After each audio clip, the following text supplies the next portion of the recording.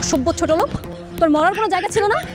দেখে শুনে রাস্তা পার হতে পারিস না? এখন যদি তোর কিছু হয়েছে তুই ঠিকই তো আমার কাছ থেকে জরিমানা আদায় করে নিতি। এই যে ম্যাডাম, সমস্যা কি আপনার? দামি গাড়িতে চড়ে দামি পোশাক পরে কি গরিব মানুষদের কি মানুষ মনে করেন না? ওকে থাপ্পড় দিচ্ছেন কেন? সেই কৈফিয়ত আমি আপনাকে কেন দিব? কে আপনি?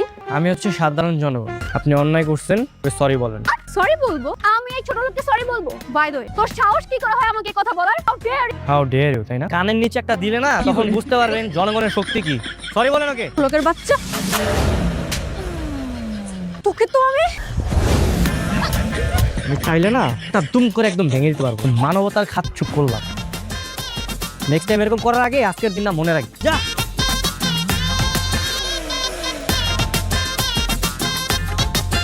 ভাগ্য ভালো যে আজকে আমার ইন্টারভিউ, তাহলে এত সহজে করে ছাড়তাম। Mind it.